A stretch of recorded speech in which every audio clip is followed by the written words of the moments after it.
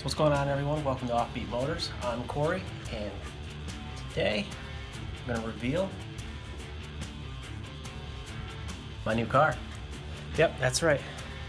Got rid of the Volvo and turned it in for a 2018 Dodge Challenger RT shaker. It's a 5.7 liter. I didn't go with a Scat Pack shaker. I just went with the 5.7, but it is a standard transmission. So let's go on down and take a look at it and check it out.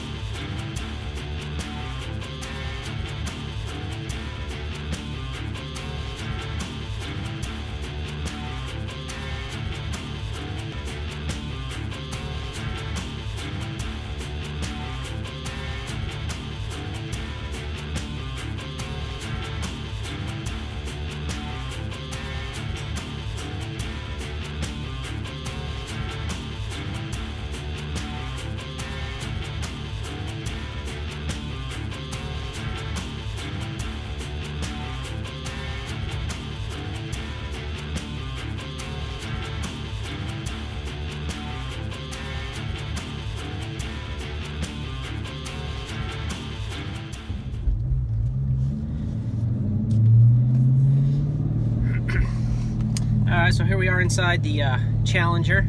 As you can see, it's got the red leather interior. This is actually not the stock interior that the vehicle was built with.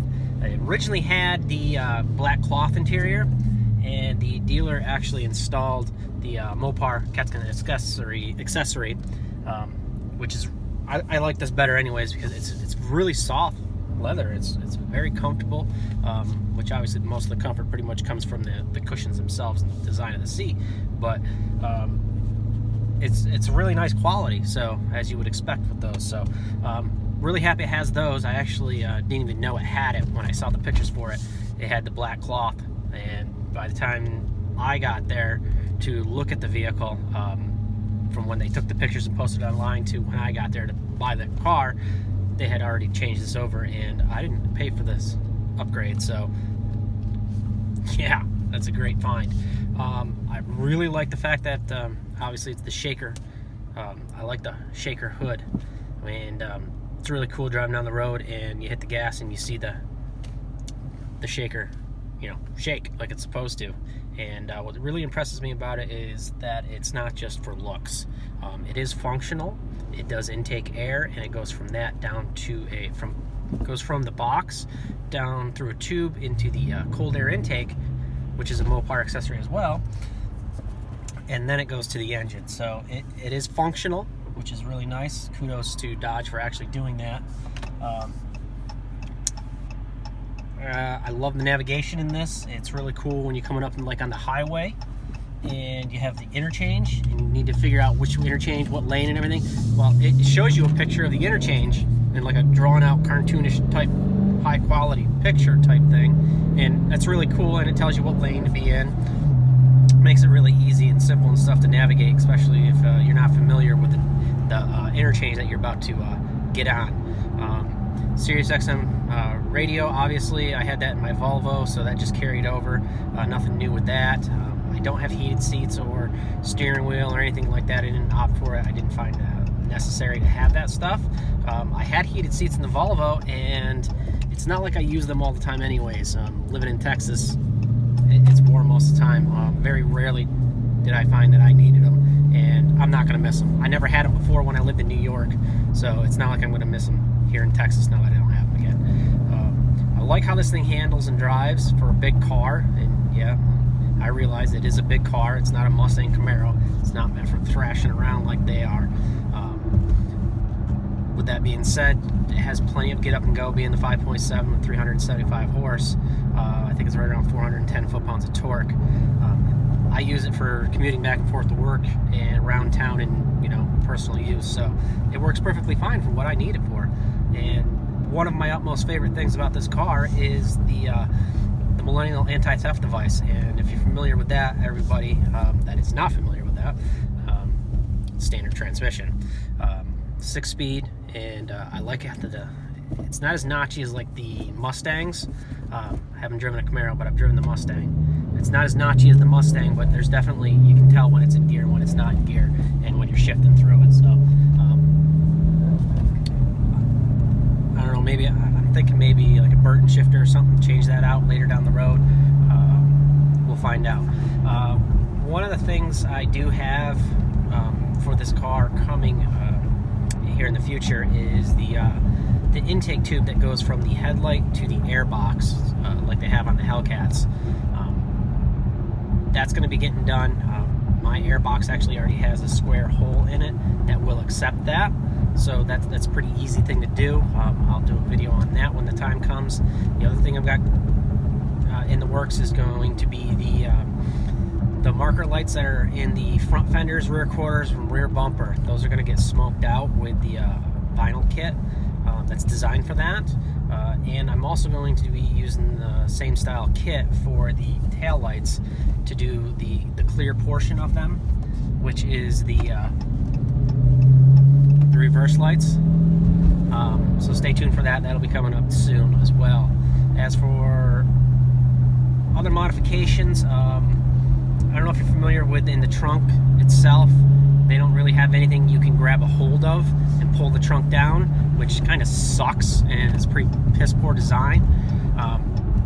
So you have to reach on the outside of the trunk and push it down. Well, when you do that, a lot of times you're going to scratch up the paintwork and stuff like that. And I've seen a lot of people complain about that. So there's something in the works for that too. There's a pull that I got that's going to help pull it down and stuff. So that'll fix that problem. I like the exhaust note on this. You can't really hear it on camera, and so it doesn't do it any justice. But for a factory exhaust, and it is the active exhaust. They have that on this one, this particular model. It opens up and it sounds really nice when you're really getting on it. So kudos to Dodge again for making an exhaust that actually sounds really good without having to, you know, upgrade to like a Scat Pack or Hellcat or something to get a good sounding exhaust.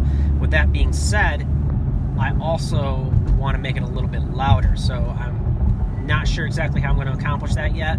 A lot of people just cut the mid mufflers out or the rear resonators.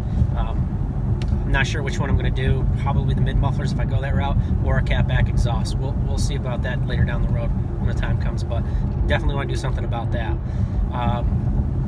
The wheels I wasn't a big fan of when I saw it online. I thought they were just basic 20-inch chrome wheels, and I'm not a fan of chrome wheels. But when I actually got there to look at the car and test drive it and everything, I realized that there's the inside of the spokes are actually black paint, so it's not as chrome as I thought, and they grew on me. So I actually do like the wheels.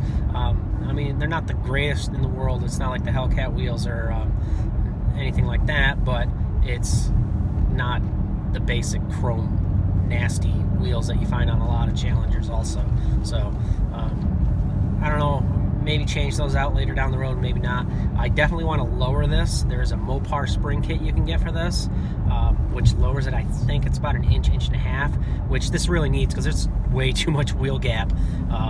So that has to be rectified. And that's actually not very expensive. You will need an alignment afterwards, obviously, but it's not that expensive to get that kit, and I can do it myself at my dad's house. So that'll be something probably in the future too, when the time comes. But basically what I want to show with this car is that, because I do have it is leased. I failed to mention that. But I did lease this car, like I did my Volvo. So I got a 4-year lease on this. But what I want to show everybody is that just because you leased a car doesn't mean you have to leave it well enough alone, and you can't do anything to personalize it to suit your personality.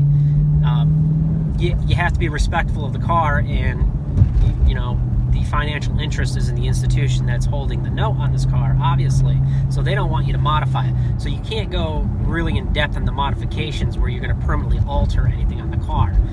You can do bolt-on stuff and little things here and there, and that's kind of what I want to showcase with this. That's going to be my ultimate goal, is to show that you can personalize a leased vehicle in a tasteful manner to suit you.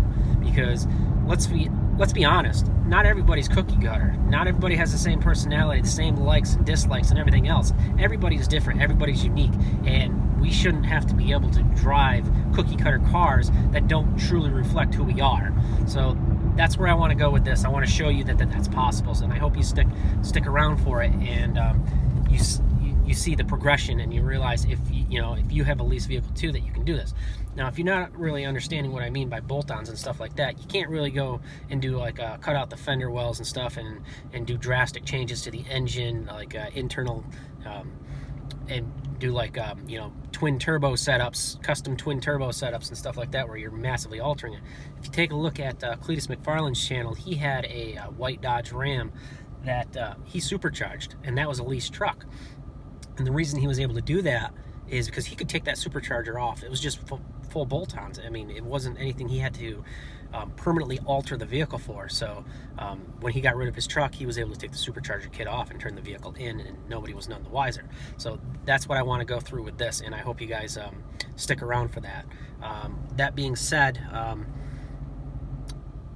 I'm not going to go like in depth on everything in this car because it's been done 100 times. Everybody knows it's this.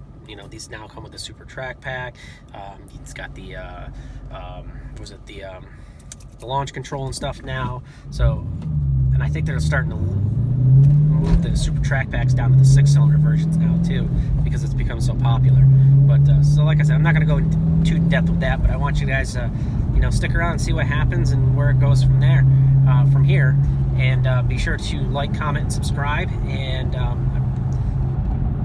if you want to see daily, well, not really daily, but most days I upload on Instagram at Offbeat Motors, all different kinds of things over there of cars, and not just particular like Dodge or Mopar or muscle cars or anything like that, but I'm into everything, so I upload quite a bit of different stuff up there. So go ahead and check that out and follow me over there, and stick around for the next video, which will be coming soon. I appreciate you guys.